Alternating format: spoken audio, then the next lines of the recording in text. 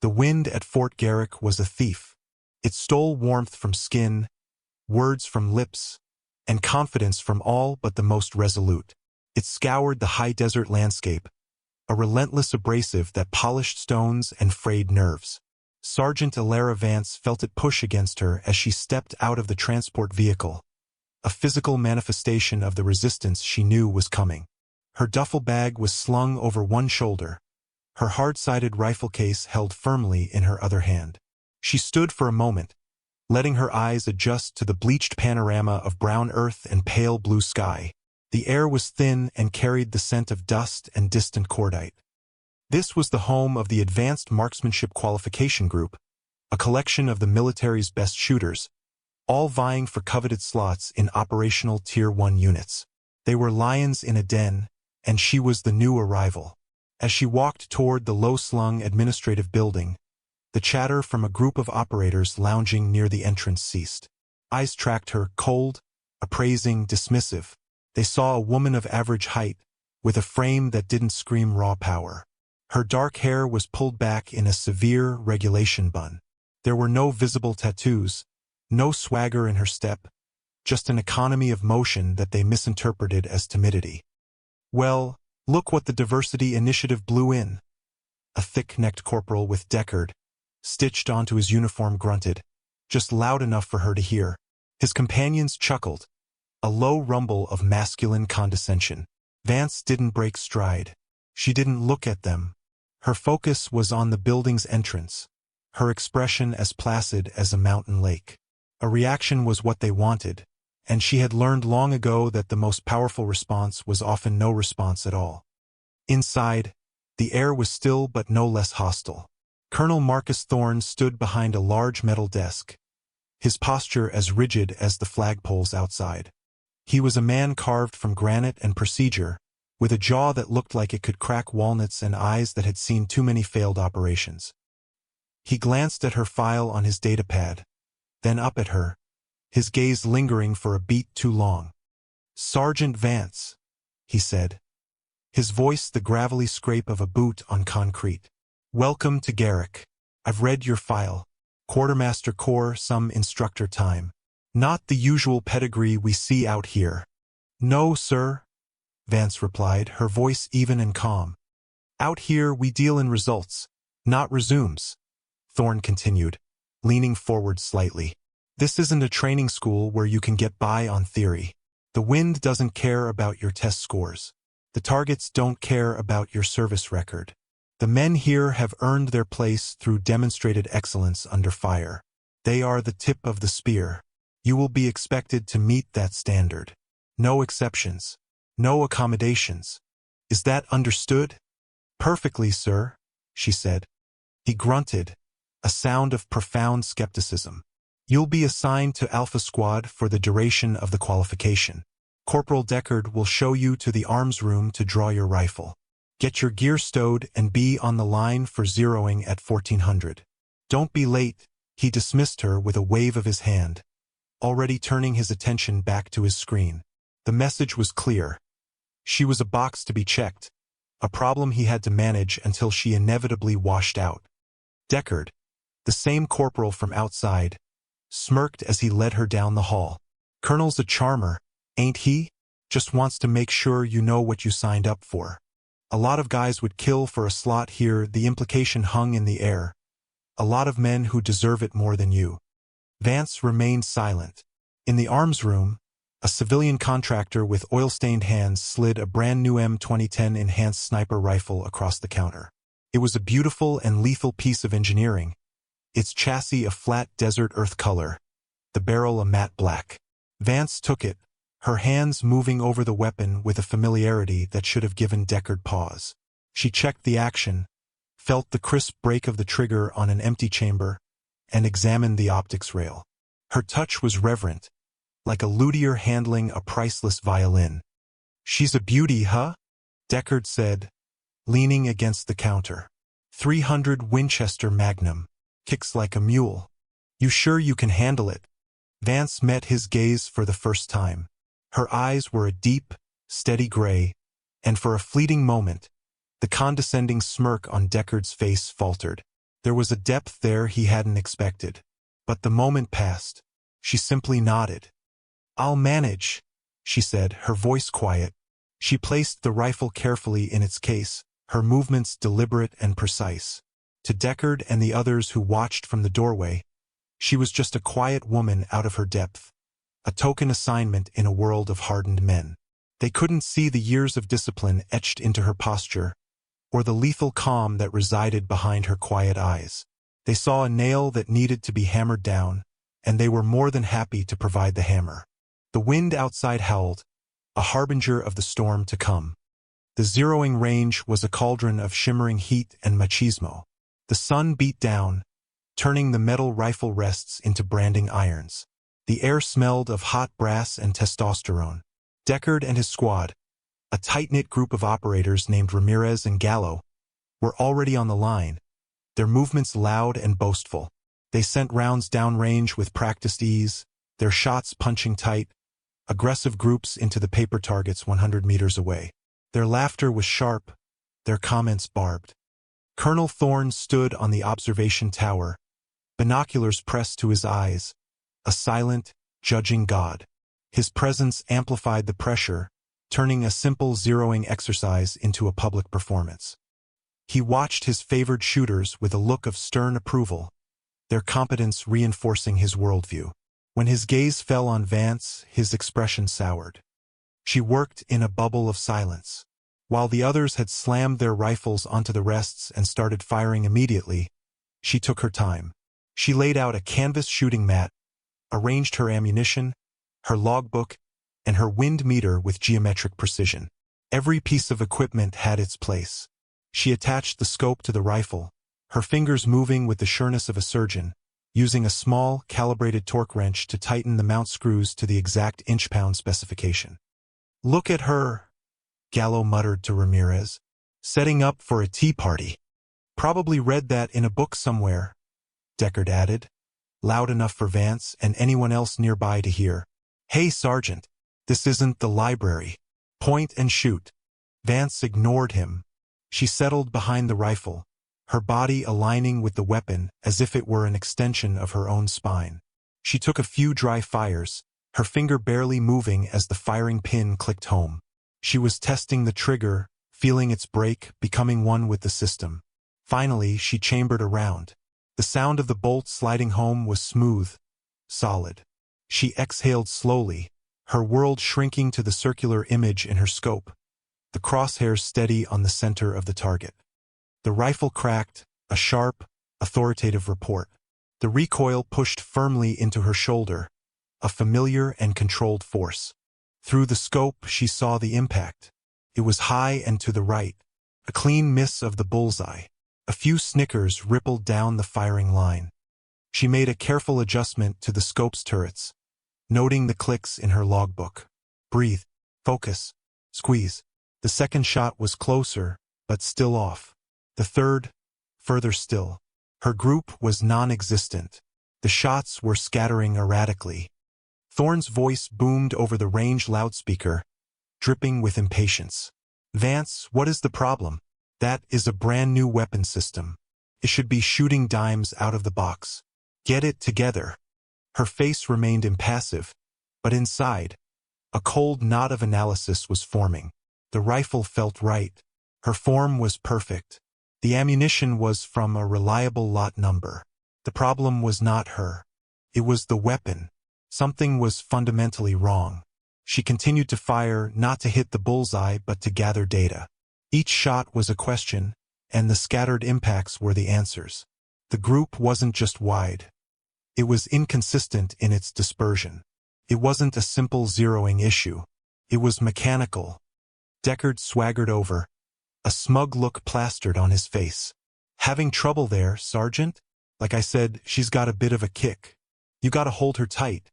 He was talking to her like a child, a novice who had never handled a real rifle before. "The betting might be off," she said quietly, more to herself than to him. "Or the scope mount isn't holding true." "Yeah, right," he scoffed. "Or maybe you just can't shoot." "Don't blame the tool, Sergeant. A real shooter can make any rifle sing. He walked back to his lane and effortlessly punched another round through the dead center of his target, a piece of theatrical punctuation. The range was called cold for a brief recess before the next drill. The shooters moved off the line, leaving their rifles on the rests. Vance stayed with her weapon for a moment, running her hand along the stock, a frown touching her lips for the first time. She was certain something was wrong. As the others gathered around a water cooler, laughing and joking, Deckard lingered behind.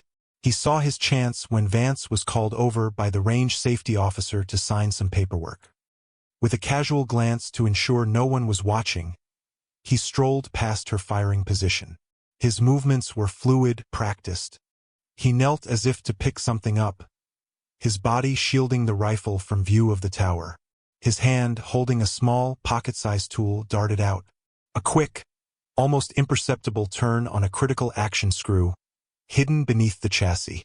Just a quarter turn past its torque spec, enough to introduce a subtle, stress-induced harmonic imbalance in the barrel when it fired. Then, another deft movement near the optics rail, loosening a single torque screw by a fraction of a millimeter. It wouldn't be noticeable to the naked eye. The scope would feel solid, but under the violent g-force of recoil it would shift by a micron, enough to send a bullet feet off target at long range. It was elegant sabotage designed to look like simple equipment failure under stress. He stood up, pocketed the tool, and walked away, a triumphant sneer on his face. He hadn't just proven she couldn't shoot, he had made sure of it. When Vance returned to her rifle, the sun was beginning its slow descent, painting the sky in hues of orange and purple. The final exercise of the day was a cold-bore shot at 500 meters, the ultimate test of a sniper's ability to make the first shot count. Thorne announced it with grim finality. One shot, one hit. This separates the operators from the chairwarmers. Vance knew her rifle was compromised, but she also knew that refusing to shoot would be seen as an admission of failure. She lay down behind the weapon, the sabotage a cold, secret certainty in her mind. She did her best to account for it, holding her breath, willing the bullet to fly true. She squeezed the trigger. The shot went wide. Not by inches, but by feet. The puff of dust from the impact was nowhere near the steel target. Colonel Thorne's voice crackled with finality. "That's it. Vance, you're done for the day. Report to my office at 0800 tomorrow. I suggest you think long and hard about whether you belong here." The laughter from Deckard's crew was a bitter pill. She packed her gear in silence, the weight of their scorn pressing down on her. But beneath her calm exterior, the quiet analyst was working, processing the data, forming a plan. They thought they had broken her. They had no idea they had just armed her. The next morning, the air was thick with a tense, predatory energy. It was the first day of the official qualification course, a brutal, 3-day ordeal designed to shatter the weak and elevate the elite. Colonel Thorne stood before the assembled shooters, his shadow long in the early morning sun. His briefing was short and brutal. "Today you will face the gauntlet," he announced, his voice carrying over the ever-present wind. 167 targets. Variable distances, from 300 to 1500 meters. Unpredictable wind shifts. You will move between firing positions. You will be under time pressure. The scoring is simple: you either hit or you miss. Miss 3 consecutive targets and you are disqualified. Miss 10 in total and you are disqualified. The pass rate for this course is less than 10%. Look to your left. Look to your right. Most of you will not be here on day 3. Good luck. A murmur went through the ranks. Even the most seasoned operators, Deckard, Ramirez, Gallo, shifted their weight, their bravado momentarily replaced by a sliver of apprehension. The gauntlet was legendary, a meat grinder of a course that had broken more careers than it had made. Vance stood perfectly still, her expression unreadable. She had been in Thorne's office at 0800 sharp. He hadn't minced words. "Your performance yesterday was unacceptable, Sergeant. It was the worst I've seen on that line in 5 years. You have one chance today. One. You fail the gauntlet, and you're on the next transport back to whatever desk you came from." He hadn't given her a chance to explain. to voice her suspicions about the rifle. He had already judged and sentenced her. As the shooters moved to the first firing point, a ridge overlooking a vast valley dotted with steel targets, the crisis for Vance began immediately. Her first shot at a relatively simple 400-meter target was a wild miss. The bullet kicked up dust a full 10 feet to the left. The second shot, after a significant correction, sailed high. The third, a complete flyer, was nowhere to be seen. A red flag went up next to her name on the digital scoreboard monitored by the range officer. 2 consecutive misses. One more and she was out. The whispers started instantly. "Told you she couldn't hang," Gallo said, not bothering to lower his voice. Deckard chambered around, a cruel smile playing on his lips. He fired, and the distant ping of his bullet striking steel was like a hammer blow to Vance's credibility. He was making it look easy. Thorne, watching from his command vehicle through a high-powered spotting scope, slammed his fist on the dashboard. "Damn it! Get her off the line. She's a liability," he roared into his radio. The range officer started walking towards her, his expression a mixture of pity and frustration. "Sergeant Vance, the colonel says you're—" "Request permission to inspect my weapon, sir," Vance said, cutting him off. Her voice was steady, devoid of panic or excuses. It was the voice of a professional identifying a problem. The range officer hesitated. "The colonel said, the weapon system is failing catastrophically and unpredictably," she stated, her words precise. "It is a danger to the line. I need 2 minutes to diagnose." Thorne's voice crackled over the radio again, the officer holding it up so she could hear. "Negative, Sergeant. Your time is up. Get off my range." This was it, the moment of professional ruin. Disqualified on the first station of the first day. Everything she had worked for, the years of silent dedication, about to be erased by a loose screw and a mountain of prejudice. The other shooters had stopped firing, turning to watch the drama unfold. Deckard looked on, his face a mask of smug victory. It was all going exactly as he had planned. But Vance didn't move. She didn't pack her gear. She looked directly at the range officer, then past him, toward the observation post where she knew Thorne was watching. She keyed her own radio, patching into the command channel. Her voice was flat, cold, and carried an authority that no one on that range had heard from her before. "Colonel Thorne, this is Sergeant Vance. My rifle is non-functional due to a suspected critical component failure. According to Operational Procedure 7-23B, any shooter may call a technical ceasefire to address an unsafe equipment condition. I am calling that ceasefire now. If you order me off this line, you will be in direct violation of a standing safety protocol. I will require 5 minutes to field strip the action and diagnose the fault. Deny this request, and I will file a formal safety complaint." "Your call, sir." There was a stunned silence on the range. The wind whipped dust devils across the ground. No one, least of all a sergeant on the verge of washing out, spoke to Colonel Thorne like that. Deckard's smirk vanished, replaced by a flicker of unease. He hadn't counted on this. He had expected tears or excuses, not a cold recitation of regulations. The radio was silent for a full 30 seconds. Thorne was trapped. To deny her request now would be a procedural and safety breach. It would create a paper trail. He was a man who hated losing, but he hated being wrong on paper even more. Finally, his voice came back, tight with fury. "Fine. You have 5 minutes, Sergeant. 5 minutes. Then you're gone." "Thank you, sir," Vance said, her voice betraying no emotion. The clock was ticking. The crisis had peaked. She now had exactly 300 seconds to save her career, with the eyes of every skeptic on her. She turned away from the onlookers and unslung the small toolkit from her pack. Her movements became a blur of controlled, efficient energy. The world shrank to the space on her canvas shooting mat. The wind, the stairs, the ticking clock, all of it faded into a dull background hum. There was only her, the rifle, and the problem. She laid the M2010 on the mat, its desert-colored chassis stark against the olive-drab canvas. Her hands, which the others had seen as delicate, moved with an astonishing sureness. They were the hands of a watchmaker, a surgeon, a bomb disposal expert. She produced a set of hex wrenches and a specialized torque driver. With a few quick turns, the action screws were loosened, and she lifted the barreled action free from the chassis. This was the heart of the rifle. The others watched, their mockery slowly giving way to a grudging curiosity. No one field-stripped a precision rifle this quickly, this confidently, in the middle of a qualification course. Her fingers traced the lines of the steel, feeling for imperfections a less trained hand would never detect. She ran a thumbnail along the edge of the optics rail. She stopped. Her eyes narrowed. There it was. One of the torque screws holding the multimillion-dollar scope to the rifle was not flush. It was raised by a hair's breadth. To a casual observer, it was nothing. To her, it was a glaring beacon of sabotage.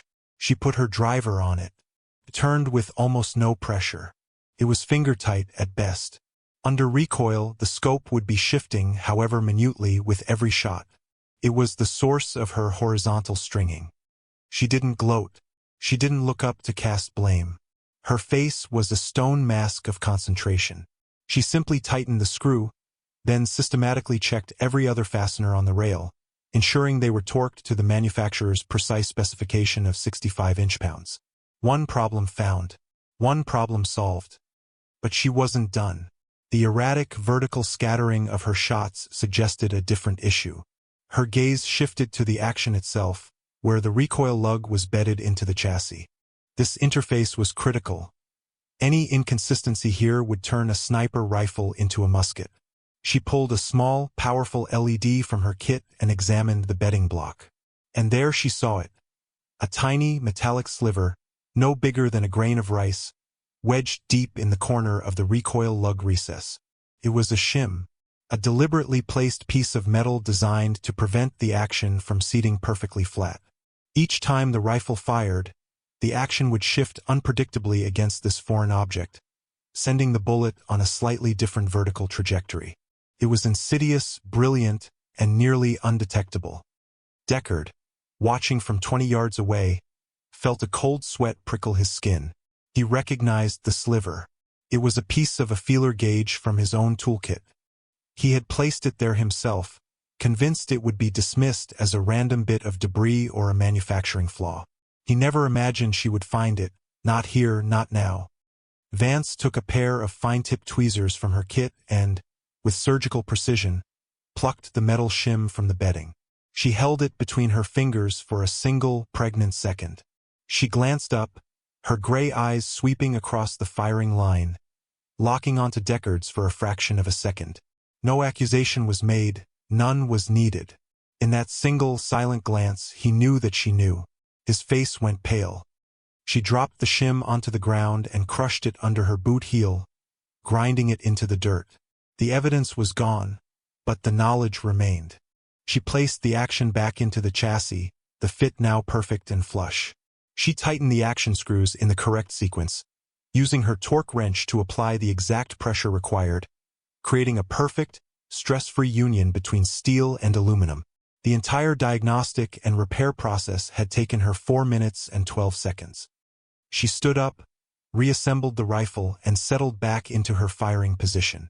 She chambered around, the bolt closing with a sound that seemed different now, more solid, more absolute. "Range officer," she said, her voice calm and clear. "Shooter is ready." The range officer, who had been watching the entire procedure with a stunned expression, simply nodded and raised his hand. Thorne's voice came over the radio, laced with disbelief. "Let's see it then, Sergeant. You're on 2 misses. Your next shot better be on target." Vance didn't reply. She adjusted her position, her body becoming part of the landscape. She took a reading from her wind meter, her eyes scanning the valley for signs of thermal currents and mirage. The wind was gusting, a tricky left-to-right crosswind that danced through the canyons. She dialed 32 mils of windage and 48 mils of elevation into her scope. She exhaled, her heartbeat slowing, her entire being focused on the single point of light in her scope, a steel plate 650 meters away. The world held its breath with her. She squeezed the trigger. The rifle's report was a clean, sharp crack. The half-second of flight time felt like an eternity. Then, a sound returned across the valley, clear and pure and unmistakable. Ping. Perfect center hit. The steel target rocked back on its hinge, a silent testament to the bullet's impact. A wave of murmurs washed over the firing line. It wasn't just a hit. It was a statement. Thorne, watching through his optics, lowered them slowly, a flicker of something other than anger in his eyes for the first time. Vance worked the bolt with fluid efficiency, ejecting the spent casing and chambering a new round. The next target was at 820 meters, partially obscured by a rocky outcrop. She adjusted her parallax, dialed her new solution and fired. Ping. Another hit. She moved to the next target. 950 meters. Full value wind. Ping. She was no longer just shooting. She was performing. Each shot was a masterclass in the science of ballistics and the art of marksmanship. Her movements were economical, her focus absolute. She flowed from one target to the next, a relentless machine of precision. The logbook lay forgotten. She was calculating holds and windage in her head, her mind a supercomputer processing dozens of variables in real time. Target after target fell. 5 hits, 10 hits, 20. The other shooters had stopped firing altogether. They were now just spectators to a display of skill that bordered on the supernatural. The initial mockery and dismissal had been replaced by a stunned, reverent silence. Back in the command vehicle, Thorne's aide, a young lieutenant named Kenji, was staring at his datapad, his mouth agape. He had been so sure she was out that he'd already pulled up her transfer paperwork. Now, he was frantically cross-referencing her service number. He found what he was looking for in a restricted database, a file protected by a level of clearance he barely possessed. His eyes widened. He leaned over to the colonel, who was still mesmerized by the spectacle unfolding in his binoculars. "Sir," Kenji whispered, his voice hushed, "I just pulled Sergeant Vance's full jacket. The file is mostly redacted, but I found her last assignment." Thorne grunted, not taking his eyes off Vance. "Get to the point, Lieutenant." "Sir, she wasn't just an instructor. She was the lead instructor for the Special Operations Target Interdiction course. Sabotage. She wrote half the doctrine we use for extreme long-range engagement." Kenji swallowed hard. "And sir, her operational call sign. It's listed here. It was Geist." The name landed in the vehicle like a grenade. Geist, the ghost, a legendary figure, whispered about in hushed tones in sniper schools and forward operating bases. A ghost who would appear on a battlefield, eliminate high-value targets with impossible shots from unseen locations, and then vanish. The confirmed kill count was classified, but the rumors were astronomical. They said Geist had made a shot in the Hindu Kush Mountains that defied physics. They said Geist could read wind like it was a book. No one knew who Geist was. It was a myth, a boogeyman to the enemy. Thorne slowly lowered his binoculars. The fury in his eyes was gone, replaced by a profound, earth-shaking realization. The woman he had dismissed, ridiculed, and nearly thrown off his range wasn't just another sergeant. He was watching a living legend. He wasn't evaluating a candidate. He was being given a lesson by a master. Geist. Thorne breathed the name, the single word carrying the weight of his colossal misjudgment. He raised the binoculars again, his entire perspective shifted. He was no longer watching for failure. He was witnessing perfection. On the firing line, the world had contracted to the rhythmic cycle of Vance's actions. The sharp crack of the rifle, the smooth work of the bolt, the distant, satisfying ring of steel. She moved with a hypnotic grace, a predator in her natural element. She was a force of nature, as undeniable as the wind she was so expertly defeating. The sun climbed higher, beating down on the shooters, but Vance seemed immune to it. Sweat beaded on the brows of Deckard and the others, their focus broken, their own shooting suffering as they watched her relentless progress. They were witnessing a level of skill they had only ever read about. The gap between their aggressive competence and her silent mastery was a chasm. Target 50 fell. Then 75. Then 100. She paused only to reload, her hands feeding fresh magazines into the rifle with swift, sure movements. There was no wasted energy, no theatrical flourish, just cold, lethal efficiency. The barrel of her rifle began to shimmer with heat, creating its own mirage that she had to shoot through, yet her shots remained true. She was reading the heat waves, compensating for the minute changes in air density around the projectile. Deckard stood a short distance away, his own rifle hanging forgotten in his hands. The blood had drained from his face. Every ping from Vance's rifle was a fresh nail in the coffin of his arrogance. He hadn't just tried to sabotage a fellow soldier. He had desecrated the temple of a master. The sheer ignorance and audacity of his act washed over him in a sickening wave of shame. He saw the tiny metal shim he had ground into the dirt, an ugly symbol of his own pettiness.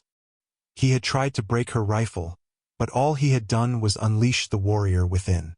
He felt small, childish, and profoundly unworthy to be on the same range. The other shooters, Ramirez and Gallo, were equally humbled. Their earlier jokes and snide remarks now seemed like the yapping of small dogs at a silent wolf. They exchanged uneasy glances, the reality of who they had mocked slowly dawning on them. They had mistaken her quietness for weakness, her methodical nature for hesitation. They were wrong on a scale that was difficult to comprehend. Colonel Thorne remained in his vehicle, but he was no longer sitting. He stood, leaning against the frame, the radio forgotten. He was simply watching, his face a mask of intense concentration. He was deconstructing her every movement, analyzing her technique, trying to understand how she could be so consistent, so perfect. He was seeing the doctrine she had written come to life before his eyes. It was one thing to read about the principles of advanced marksmanship. It was another to see them embodied so completely. The target count climbed. 120. 135. 150. The final set of targets was the true test. They were positioned at ranges exceeding 1,200 meters, small steel silhouettes that were little more than specks to the naked eye. The wind in this part of the valley was notoriously treacherous, swirling in unpredictable eddies. This was where the gauntlet broke even the best shooters. Vance didn't slow down. She took a moment longer for each shot, her head tilted slightly as if she were listening to the wind itself. Her adjustments to the scope were minute, almost imperceptible. She held for spin drift, for the Coriolis effect, for the subtle drop in air pressure. Her mind was a whirlwind of complex calculations, but her body was an island of calm. Target 160, ping. Target 161, a long pause, then, ping. The tension on the range was a palpable thing. Every person present, from the range officers to the hardened operators, was holding their breath. They were all part of this now, silent witnesses to history being made on their small patch of desert. Target 165. A hostage-taker silhouette at 1,450 meters. The target was a sliver of steel, the margin for error non-existent. She settled in, took 2 full breaths, and on the long, slow exhale, the rifle cracked one more time. The weight was agonizing. The bullet was in the air for over 2 seconds. Ping. The sound was faint, but clear. Perfect headshot. 2 targets remained. She transitioned smoothly, dialed her solution, fired. Ping. Target 166 was down. 1 left. The final target sat on a distant ridge, 1,500 meters away, shimmering in the afternoon heat. It was the ultimate challenge, a shot that was as much about faith as it was about skill. Vance took her time. She closed her eyes for a moment, clearing her mind. She opened them, and they were like chips of flint. She worked the bolt, chambering the last round she would need. She settled her cheek against the stock, the cold metal a familiar comfort. She found the target in her scope, a tiny rectangle of white against the brown earth. The crosshairs danced with her pulse, a microscopic movement she consciously slowed. She breathed in. She breathed out. The world fell away. The crack of the rifle echoed across the valley for the last time. Silence. 1 second. 2. 3. A faint, tinny clang drifted back on the wind, the sweetest sound on earth. 167 for 167. Perfect run. For a long moment nobody moved. The only sound was the wind, as if it were applauding. The digital scoreboard flashed her score, a perfect 167, next to her name. Below it, the other scores seemed paltry, insignificant. Slowly, as if coming out of a trance, Vance worked the bolt, clearing the chamber. She placed the rifle on safe and laid it gently on her mat. She did not smile. She did not celebrate. She simply began to pack her gear, her work done. Colonel Thorne stepped out of his vehicle. He walked down from the observation post and onto the firing line, his boots crunching on the gravel. The other shooters parted before him like the sea. He walked directly to Vance's position and stopped, looking down at her as she methodically organized her kit. He was not a man given to apologies or effusive praise. His currency was respect, and it was a coin he spent sparingly. He looked from her to the rifle and then out toward the distant targets she had just conquered. "The wind is supposed to be impossible today," he said, his voice a low rumble. It wasn't a question. It was a statement of fact that she had just rendered false. Vance paused her packing and looked up at him. "The wind is just data, Colonel." Thorne stared at her for a long moment, the silence stretching out. The entire range waited. He then gave a single, slow, deliberate nod. It was a gesture that carried more weight than 1,000 words of praise. It was an admission of his error, an acknowledgement of her mastery, and an offering of profound respect. "Get your gear, Sergeant," he said, his voice now devoid of its earlier hostility. "You're on the primary roster for Operation Nightfall. Briefing is at 1,800 inch." He turned and walked away without another word. The message was clear to everyone. She wasn't just a member of the team. She was now its linchpin. Deckard watched the exchange, his face ashen. He felt the crushing weight of his actions, the shame of physical sickness in his gut. He had tried to expel a legend, and in doing so had only revealed his own insignificance. He couldn't meet her eyes. He couldn't even stand to be on the same patch of ground. He turned and walked away, a defeated man. The sun had long since set, leaving the desert in the cold embrace of a star-filled night. The wind had finally died, granting the world a rare moment of stillness.